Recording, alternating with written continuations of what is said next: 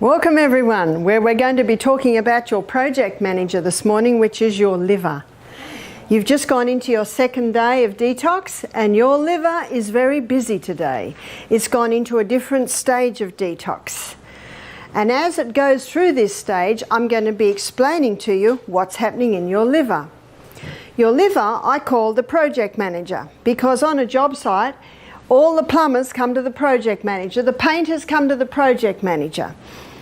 The project manager is orchestrating the job site. So that's what your liver's doing. It's orchestrating the job site, of course, which is the human body.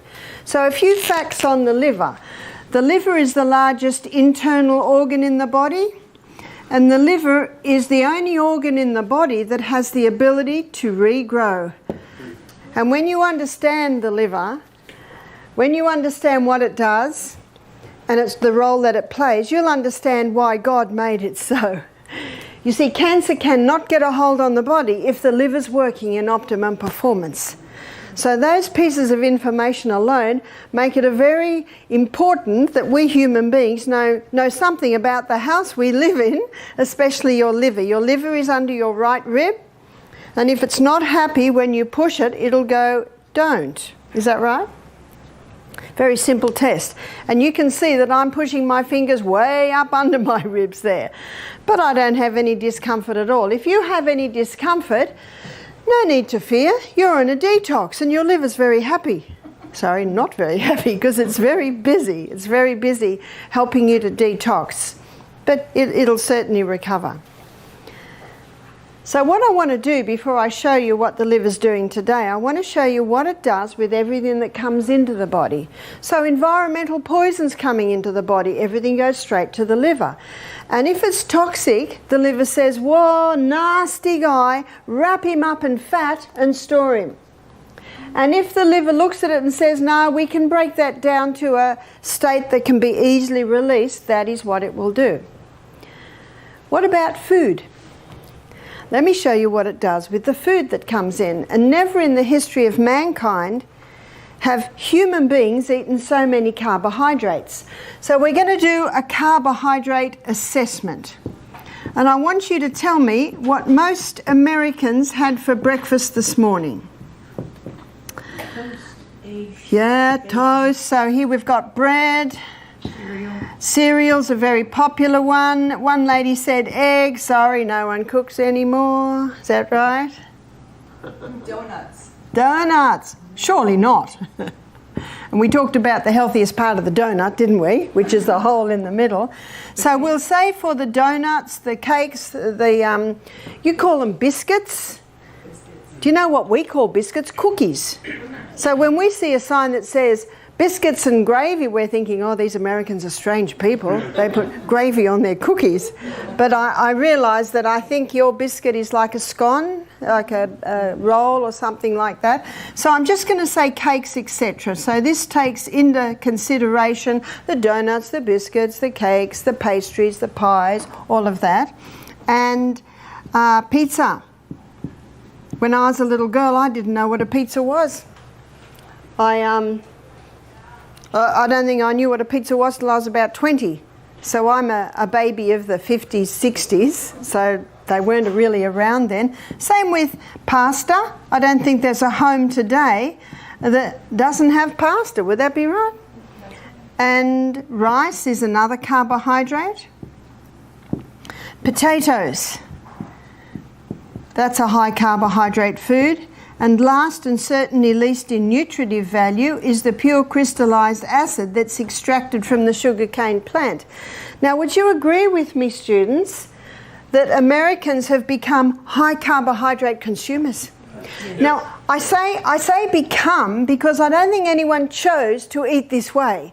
It was just there, it's just easy. We're such a fast society today, and many people don't think about their lunchtime till they're hungry, or their evening meal till they're hungry. And there's no time to soak the legumes and cook the legumes. There's no time to steam the vegetables. They just want food now. So I think it's something that is just, you could say, evolved. And it's got to the point where these are very popular foods and we are getting the ramifications of that. And people are starting to think, now what's happening here? What's happening here? The first person that blew the whistle on it really was probably in the 80s, Dr. Robert Atkins. You've heard of Dr. Robert Atkins? Yeah. Now his book, it hit the press, and it became New York Times best-selling cookbook 4 years running. Wow. The nutritionists and the doctors hated him. Someone loved him. Who loved him? The people. You know why they loved him? It worked. His story is fascinating. He's a GP in his 40s, putting on a bit of weight, and of course that's what this will do. Let me show you why it does it. We'll just take a little, we're going to finish Atkins in a minute, but let me show you. You see, he knew his science. That's why, and the science I'm about to show you. All of these foods break down in the gastrointestinal tract to a singular structure called glucose. Now the glucose goes on the M1 main highway, portal vein, straight to the project manager. And then the project manager determines where this glucose goes. And it'll take it inside the cell. Remember I promised you we'll be going to the CBD every day? So the glucose goes inside the cell. It goes through a 20-step pathway. The 20-step pathway gives us 2 units of energy. Isn't that why we eat? Now the end result of that 20-step pathway is a chemical form of glucose called pyruvate. Pyruvate is the chemical form of glucose that gets fed into the next section of the cell, often called the powerhouse, because this little 8-step pathway delivers to us a whopping 36 units of energy. So the question now arises, why does a 20-step pathway only give us 2 units, and why does an 8-step pathway give us 36 units of energy? The difference is oxygen. This is called an anaerobic pathway. Anaerobic because it doesn't use oxygen.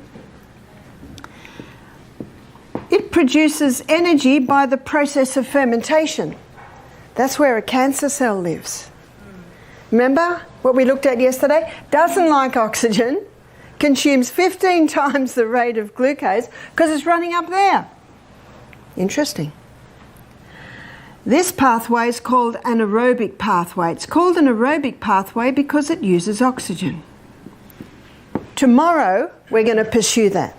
But today we've got to stay on track. We're looking at the journey of glucose. So the first place that the liver will send the glucose, number 1, is to the cell to be burnt as fuel. But on a high carbohydrate diet, you got a lot of glucose left over. And so now the body stores it in what I call the most amazing fuel, quick fuel supply in the body. It's called glycogen. They're little molecules of glucose just sitting in your muscle cell waiting to be used. Do you wonder how you had the energy to exercise this morning? We only gave you broth last night. You only had aloe lemon water this morning, and yet you did it. It's because of your glycogen stores. They're already sitting in your muscle cell, and as soon as you move the body requiring more, they just pluck it through the energy cycle. Pluck another one through the energy cycle. What an amazing process. It actually brings me to that verse in the Bible at Psalm 139 verse 14, where the Bible says, I will praise you, for I'm fearfully and wonderfully made. Marvellous are thy works, and that my soul knows right well. So number 2, the glucose is stored as glycogen. I call glycogen the diabetic's best kept secret, because if blood sugar goes low, what do? Get on the exercise bike. Release your glycogen stores. In fact, one young man, a diabetic, he said to me, why didn't anyone tell me about glycogen? Now I can understand his frustration because, wow. Let's go back to glucose.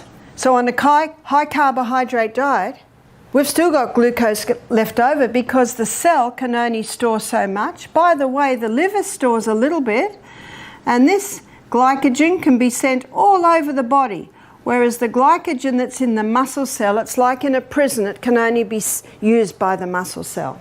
And when you think about it, that's the cell that has probably the most demand on it.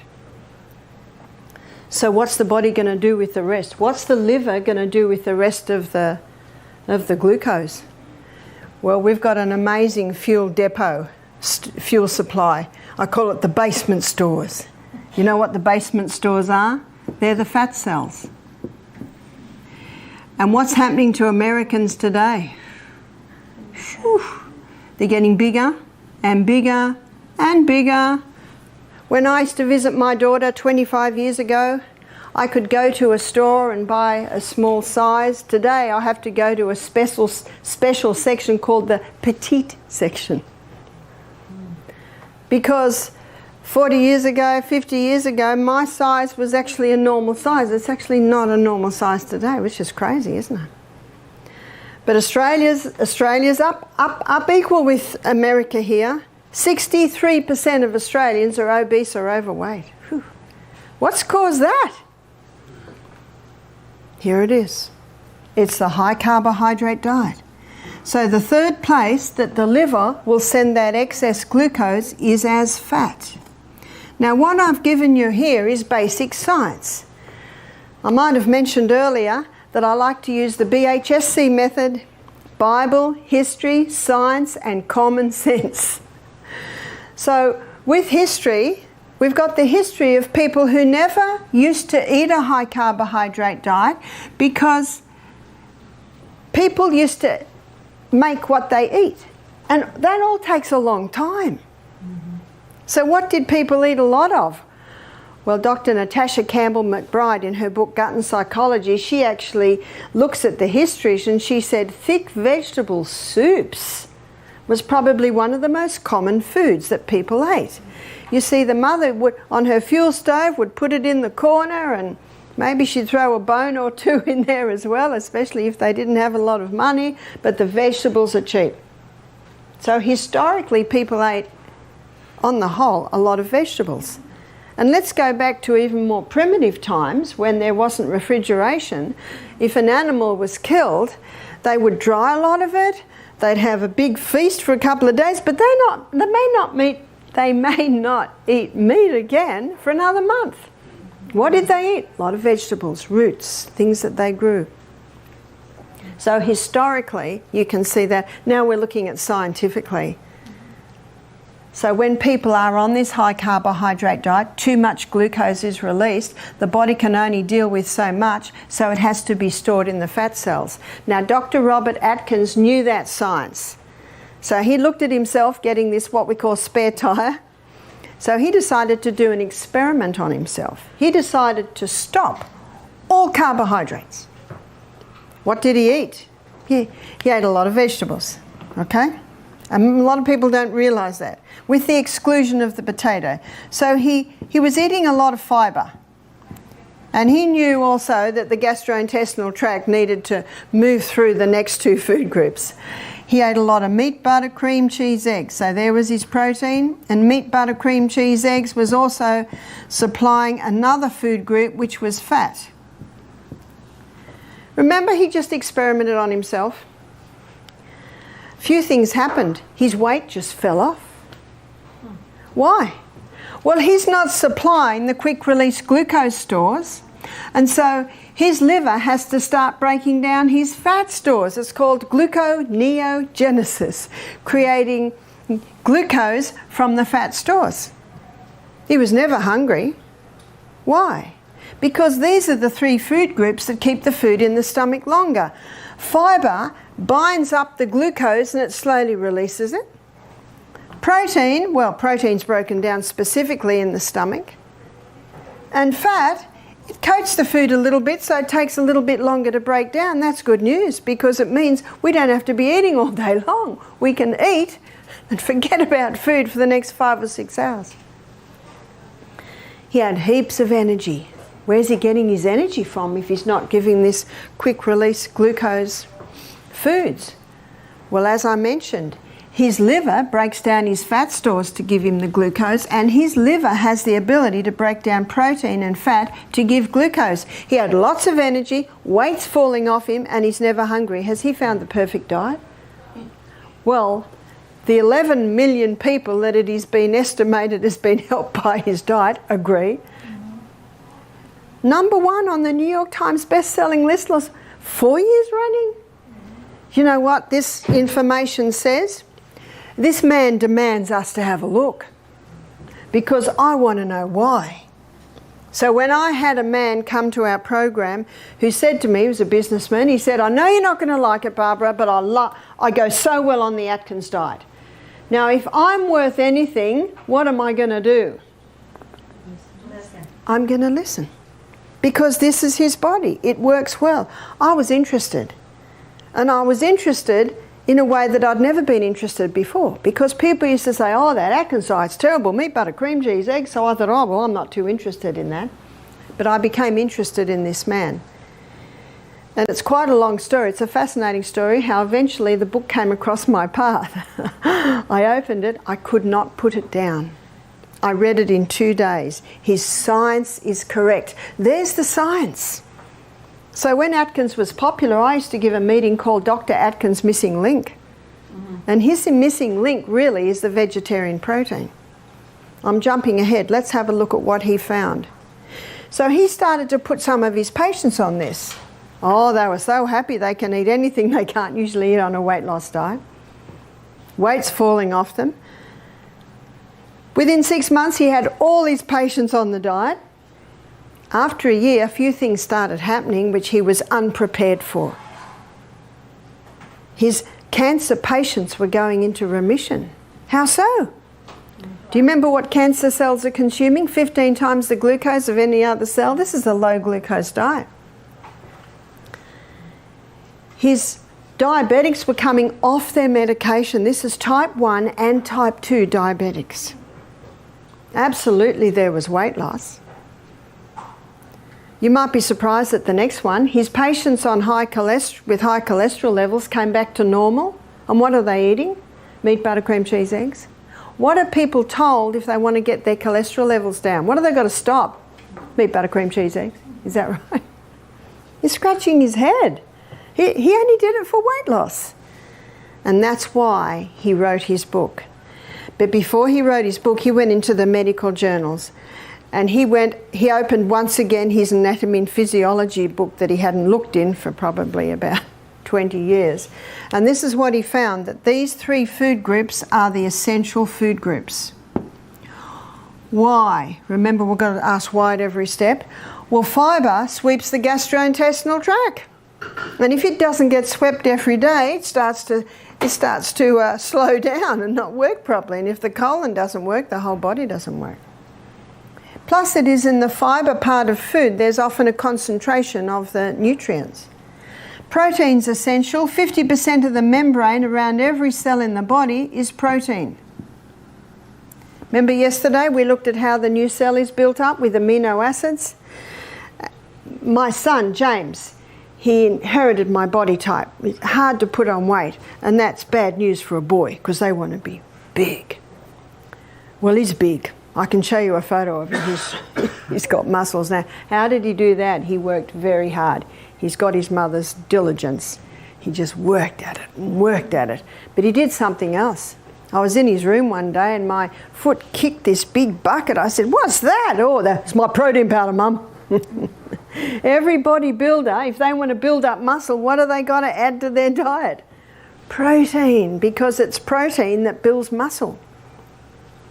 50% of the membrane around every cell in the body is fat. Whether you're 100 kilos or 300 kilos, I'm talking about the membrane around your cell. Except for the brain cell, it's 70% fat. And that's little fatty sheath around the tail of the cell, that gets your brain cells up to 70%. In fact, the brain's the fattiest organ in the body, and you know what it loves to eat? Fat. We'll have a look at that. What Atkins found is that the non-essential food group is carbohydrates. This surprised him. Now let me define that.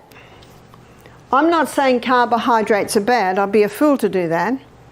We love them. We enjoy them. They're not bad. They only pose a problem when they're overdone and refined. Got that? Notice the 2 words, overdone and surely on the high carbohydrate diet. It's a little bit overdone, isn't it? And refined, because most people that are on this diet, it's refined. But you can still overdo the unrefined carbohydrate. So because of that, your carbohydrate part of your meal is your negotiating part of the meal. And the negotiations change depending on your height, depending on your size, depending on your age, depending on your physical and mental output through the day. But probably most, it would depend on your health status.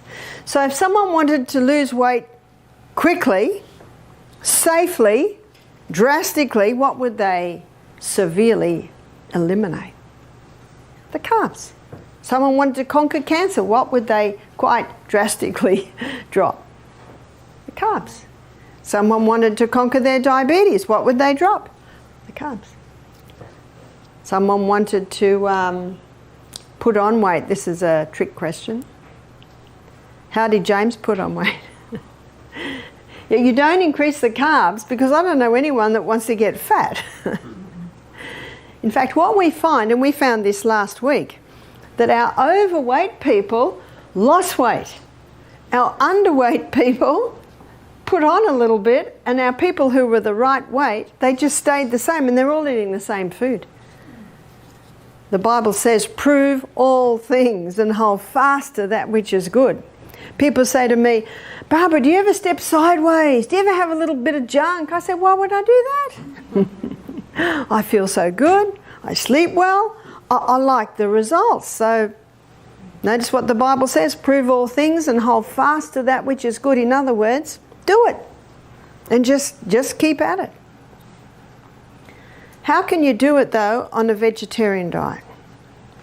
Let's have a look. And we're going to go to Genesis 1:29, where God's telling Adam and Eve what to eat. Because I don't think you can improve on the Garden of Eden diet. Let's have a look at it. In Genesis 1:29, God says, behold, I've given you every herb-bearing seed which is upon the face of the earth. We're going to have a look at the food, we're going to have a look at the protein content and the carbohydrate content. God says, behold, I've given you every herb-bearing seed. So what's a seed? That would be grain. A seed would be legume, like often called the beans. And a seed would also be seed. So let's look at grain. You've got wheat, rye, barley, oats, amaranth, buckwheat, quinoa, so many, rice, so many grains. They are high in protein, but they are also high in carbohydrates. So let's glance over at our carbohydrate list. How many of these are from grain? So we've got grain, grain, grain. We could say grain, grain, grain, grain, grain, because all the cake section. Grain, grain, grain. The majority of our carbohydrate list is from the grain department. What's a legume? That's your chickpeas, lima beans, black-eyed beans, cannellini beans. Well, you call them black-eyed peas, don't you? Lentils, soy. They are high in protein, but interesting to note that they are medium to low in carbohydrate. Wow. That is interesting, because if you go to the modern Atkins books, which is your keto diet, your ketogenic diet, your paleo diet, they will say don't eat legumes because they have carbohydrates. Well, they do, but not a lot. Only a third what you will find in the grain. What about seed? You've got pumpkin seed, sesame seed, sunflower seed, chia seed, flaxseed or linseed. These seeds are high in protein, but they are quite low in carbohydrate. So God said, behold, I've given you every herb-bearing seed which is upon the face of the earth, and every tree, in the which of the trees a fruit-bearing seed. What's a fruit-bearing seed? There's your nut. All your nuts come from the fruit of the tree. And we've got, you say pecan, we say pecan, walnuts, cashew, Brazil, hazelnut, almond, so many nuts. And the nuts are high in protein, but quite low in carbohydrate. So to ensure you're getting your three essentials, the fibre, protein and fat, my suggestion is you increase the legume, nut, seed part of the meal and decrease the grain part of the meal. That's an easy way to do it. You can see why Atkins' diet was so popular. You can see why the paleo diet's so popular. But what comes into the equation also is Dr. Colin Campbell's book, China Study, where he shows that he could switch cancer cells on and off by the amount of meat and dairy products he was giving to the rats. There's hardly a meat that is safe today because of the way they're fed, because of the way they're killed, because of the way they're stored. It makes it so much easier on the vegetarian diet. But one of the reasons why so many people stop the fat is because of cholesterol. Would you agree with me? Yes. So let's have a look at cholesterol. It's a good time to look at it because the liver makes cholesterol. And by the way, it makes cholesterol according to the demand our body puts on it. And 80% of the cholesterol that the liver makes is made from glucose. And 20% of the cholesterol that the liver makes is made from fat. Now this information tells us straight away it's not the butter on the bread, it's the bread under the butter that's the problem. And that's what Atkins found. So let's have a look at cholesterol. There are two main types. One is high density lipoprotein called HDL, high density lipoprotein, and LDL. HDL is usually called the good guy, and the reason for that is it's the carrier. So it carries excess cholesterol from the blood back into the liver. That's why it's called the good guy. LDL is called the bad guy. But what you've got to remember is the body doesn't make anything bad. It has a role. So what is its role? Its role is that of a repairer and a rebuilder. So wherever there's damage, you're going to find LDL because it's the repairer and the rebuilder. But it plays another role. It delivers cholesterol to the brain because the brain loves cholesterol. Cholesterol to the brain. Now let me show you something briefly. We're going to look at this in further detail later. Glucose burns at 4 calories per gram. A calorie is a unit of energy. That's what glucose burns at. Whereas fat burns at 9 calories per gram. Can you see why the brain loves fat? Because fat is going to give more than twice the units of energy, and our brain cells, they're consuming fuel fast. Let's have a look at the blood vessel and how the cholesterol works in the blood vessel. Because of its low density, LDL is always on the edge. Because of its high density, HDL is always in the middle. Dr. Natasha Campbell McBride, who wrote the book Put Your Heart in Your Mouth, she spends the first 4 chapters of her book defining what damages the arterial wall. See, the arterial walls are lined with little endothelium cells, and chemicals damage them. Heavy metals damage them. There's your mercuries. Also, what damages them is mold. And where we're exposed to, she defines, the reason why it's 4 chapters, she defines all the different chemicals. They're in toothpaste, they're in food. What's going to plug the holes up, students? The LDL cholesterol, that's its role, that's its job. So it comes along and it plugs up. If it doesn't plug the hole up, we would bleed into the tissues. Can you see that? So they're like the Band-Aid. But the person doesn't realise that the mouldy house is killing them. The person doesn't realise the 4,000 chemicals that are in a cigarette. So they keep smoking. They don't realise the danger in their washing detergents, in their toothpaste. So can you see that it's still happening? And they read an article that says, no, mercury does not kill you at all. Well, they haven't read the science. You know, it's a neurotoxin. Can you see what's happening? Something else is happening. So all through the bloodstream, we've got little molecules of protein. When a person is on a high carbohydrate diet, releasing a lot of glucose into the blood the glucose connects with the protein molecules, and these little combinations become sticky and they stick. And let's say we've got a narrow piece here and they come along and oops, they've caused a blockage. That is the number one cause of heart disease. That is the number one cause of a stroke, is this little blockage here from the movement of the combination of the glucose and the protein making it sticky molecules. On a low carbohydrate diet, you haven't got that process happening. To blame cholesterol for heart disease is like blaming the fire trucks for the fire. It's like blaming the ambulances for the accidents. Well, they must have caused it. Have you noticed that they're always there? Can you see that reasoning? We have quite a few books in our library at Misty Mountain, and I'll write them down at the end of the lecture. I realise I didn't write down yesterday's books. I'll do it all at the end of this lecture. The Great Cholesterol Con by Dr. Malcolm Kendrick. Notice what he calls his book. He's a cardiovascular surgeon, the Great Cholesterol Con. And this is what he said in his book. For the first time, normal levels of a normal, vital body substance is being called a disease. We have a book, an Australian doctor, Dr. Peter Dingle. His book is The Great Cholesterol Deception. We have another book called The Great Cholesterol Myth by Johnny Bowden. And there is an e-book by another cardiovascular surgeon, Dr. Dwight Lundell, called The Great Cholesterol Lie. We have another book called The Great Cholesterol Hoax. We're running out of words. And in her book, Put Your Heart in Your Mouth, Dr. Natasha Campbell-McBride, she's saying the same thing. These people don't know each other. They're from all over the world and they've come to the same conclusion. It is not cholesterol.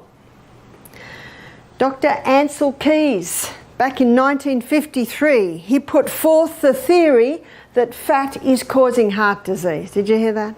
So really by the 70s and 80s, it's big. Isn't that true? Fat phobia, that's what we call it. Fat phobia. So you know what they did in, I think, the late 70s? They created margarine to try and get people off butter to lower the heart disease. Has it? No. No, not at all. And what's the definition of insanity? To do what you've always done and expect different results. But something else has come up now, neck to neck with heart disease, and that is cancer.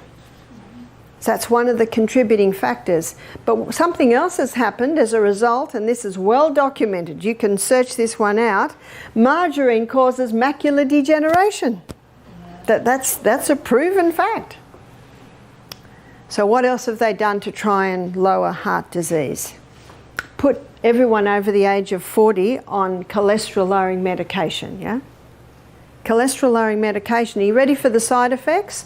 Dementia, muscle wasting, Alzheimer's, memory loss, and they've just added another one, breast cancer, because our sex hormones are made from cholesterol. I'll tell you a story to illustrate. I had a lady and a man attend my programs in New Zealand. I think that was about 2 years ago. They were in their early 70s.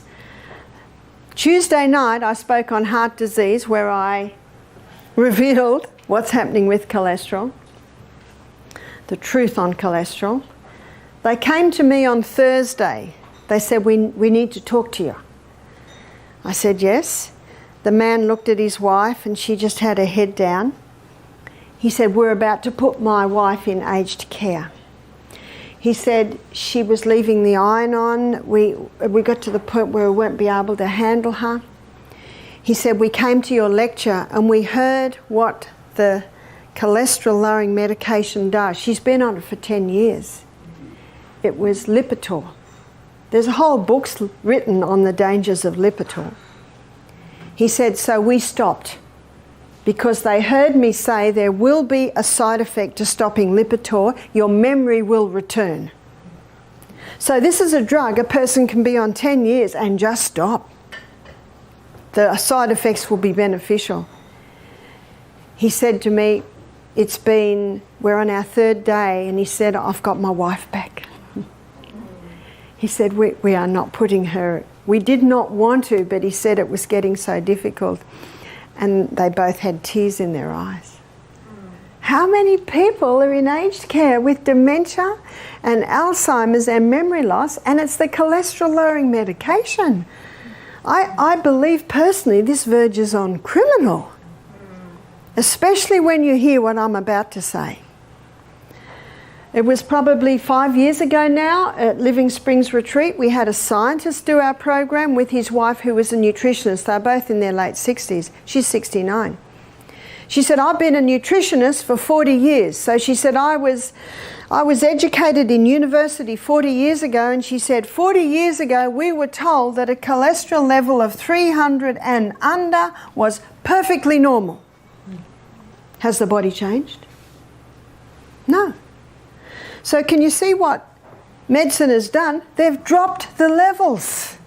They now say that if you are over 190, you're a walking, talking heart attack. I have had people say that to me. One girl was 30, her cholesterol levels were 192, and the doctor said, you've got to go on cholesterol-lowering medication. 30!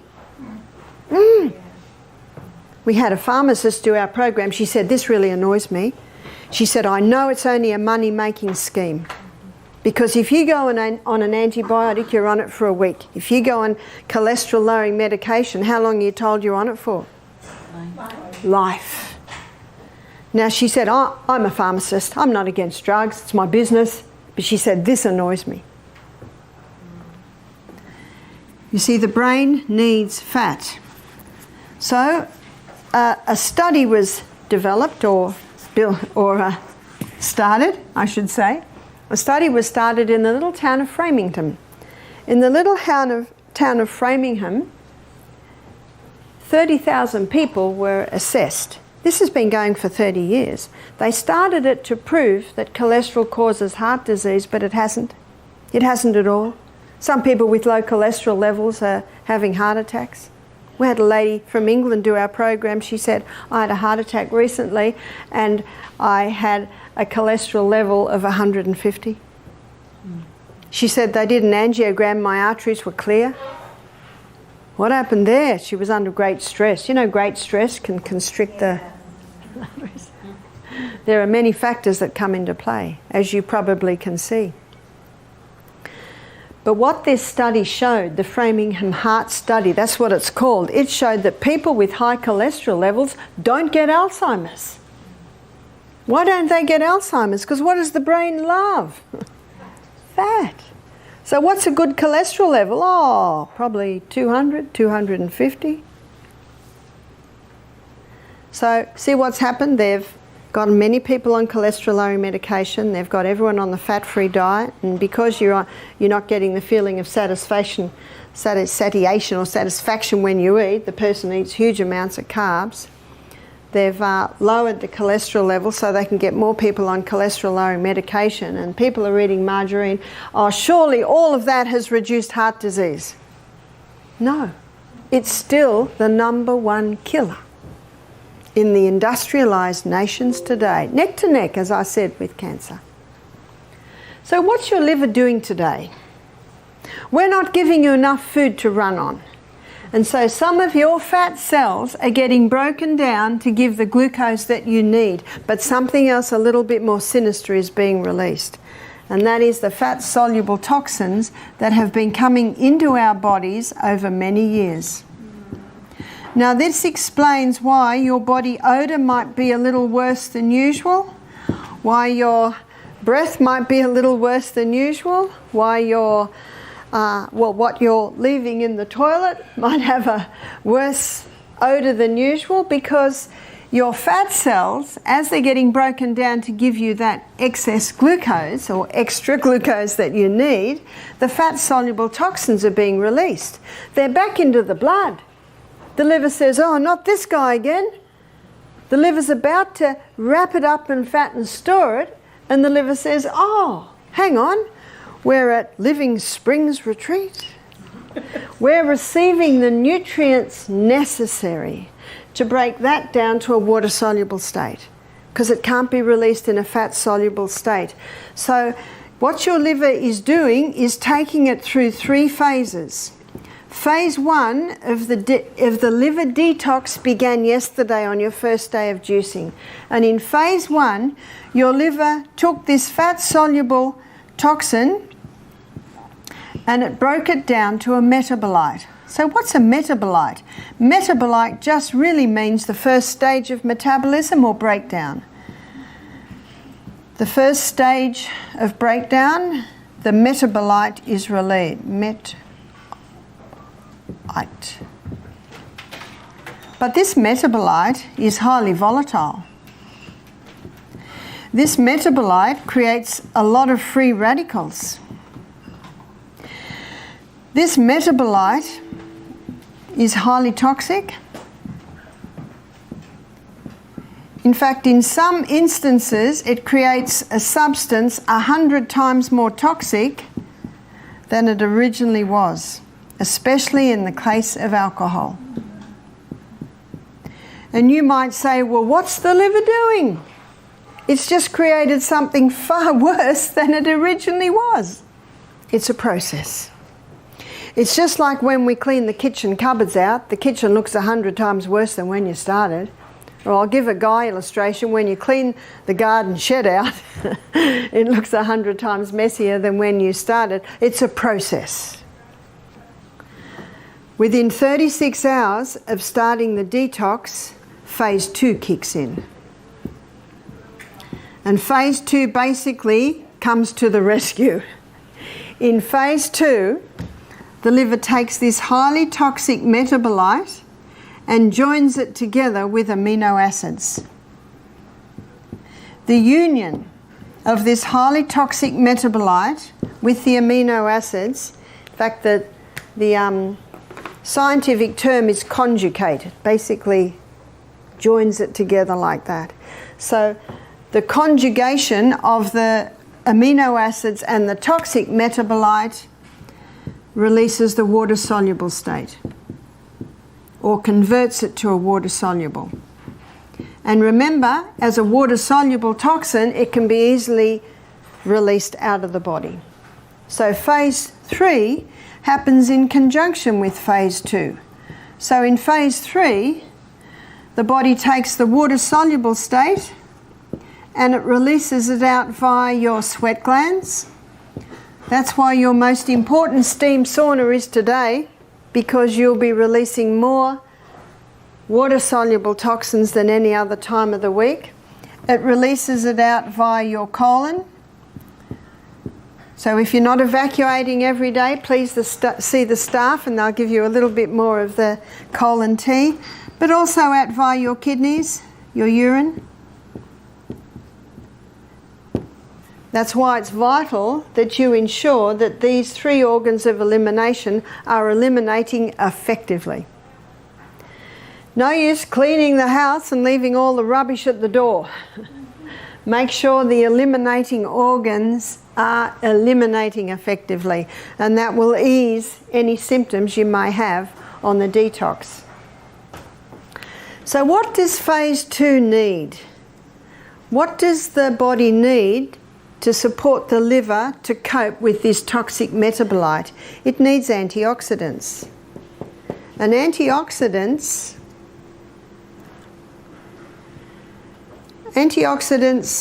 they basically mop up the free radicals, these free radicals. So what are the most potent antioxidants? Beta-carotene. Beta-carotene is found in all your orange and your green coloured vegetables. Have you noticed that every juice we give you is either green or orange or red? So we're supplying high beta-carotenes to you. Also, probably the most famous antioxidant is vitamin C. Vitamin C is not ascorbic acid. Ascorbic acid, I think it's Dr. Robert Thompson in his book The Calcium Lie, he explains this. Ascorbic acid is just the envelope. Have you ever got an envelope in the mail with nothing in it? In other words, useless.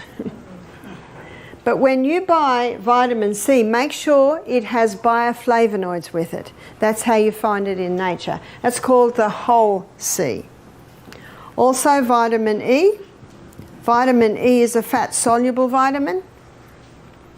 So you're getting your vitamin E in your protein drinks. So in your protein drinks, I think we either make it with either organic soy or almond milk and put a little bit of coconut milk in there with your pea protein powder, so you're getting your vitamin E there. Can you see that we are nutritionally supporting your liver to effectively detoxify you? I'm going to put this sideways because they are not antioxidants, but your liver needs them at this stage, and that is your minerals. And your minerals are in everything, especially that broth at night. Also your juices with your organic fruits and vegetables, and that little bit of Celtic salt that you're having before every glass of water. And vitamin B. Now, Deborah, I think it was you asked me last night, why is my urine bright yellow? I said, it's the B vitamins. You're not losing your B vitamins, it's just the reaction that it has in the body. So within 36 hours, phase 2 kicks in. What does phase 2 need? So phase 2 needs protein. Now this explains why yesterday, on Monday, we gave you 2 protein drinks. So you had 5 juices yesterday. So Monday, 5 juices. Your 8 o'clock one was green barley, 10 was the protein, 12 was green barley, 2 was protein, and your 4 was green barley. Because yesterday your requirements for antioxidants exceeded your liver's requirements for protein. But notice today, well, today's only just started, you'll be having your 5 juices again, but the 8, 12 and 4 you'll be given protein. Whereas the 10 and the 2, that's where you'll get your green barley. You still need those antioxidants, and we certainly are still supplying them, but because you've gone into phase 2, your protein or amino acid requirement is greater. So the protein that we use is a pea protein. It's been pre-digested. One lady said, who digested it? It's an enzyme action, like taking milk to yogurt. That initial breakdown has begun. We wanted to bypass digestion because we want your body to remain in the detox. So today is probably, if you're going to have any reactions, it will be today. Yeah. But what we have found, that since we've been implementing the protein, we don't get many adverse reactions happen at all. Now, if someone comes to our program, and it has happened in past times, who is a painter or a hairdresser or a cleaner, they've had big exposure to chemicals, we give them protein every single juice. And we had a Vietnam veteran do our program. He told me that most of his friends were dead, half of them were suicide, and half of them were cancer because of the chemicals. I think the Vietnam War was the first war where they used chemical warfare. And his doctor had said to him, don't lose weight. Why did the doctor say that? Because the doctor knew that his fat stores were full of fat-soluble toxins. So we gave him protein every juice. Remember what the protein does? It mops up those toxic metabolites. Now we know our history. We know Jesus went through a 40-day fast, and I think it was a miracle because it was food and water. But we see in times past there are some writers that have advocated long fasts. Today it is not really safe because we are exposed to more fat-soluble toxins than any generation that has ever lived on planet Earth. It's coming in so many ways that we don't anticipate. I often say we're exposed to 30,000 new chemicals every year, but I was reading an article recently, 100,000 new chemicals every year. You have no say over your neighbour, but you have total say over your little piece. So just ensure that your washing detergent, the food that you're eating, it can come in so many ways. One lady said, it's going to take me forever to shop. I said, no, only the first shop. You just devote a bit of time, bring your magnifying glass. After that, you know exactly where to go. When I go into the supermarket, I'm not in there long. I know I get that aisle. One man said, just stay on the outside aisles. That's where your fresh things are. So please investigate so that you don't have any more exposure to those chemicals. I thank God that He has given us a liver that has the ability to detoxify us from the environmental poisons that we are exposed to today. That is the good news. But you'll notice that this also supports what Atkins found. I think when Atkins died, he didn't realise the 3 phases of the liver detox. This has only been known since, I think, early 2000s. The more scientist is able to delve deeper into the body, the more is revealed. But you can see why his diet was working, because he was supplying high antioxidant. Did you know that his patients had to eat 3 cups of vegetables a day and 1 cup had to be greens? I think that's the only way they got away with it.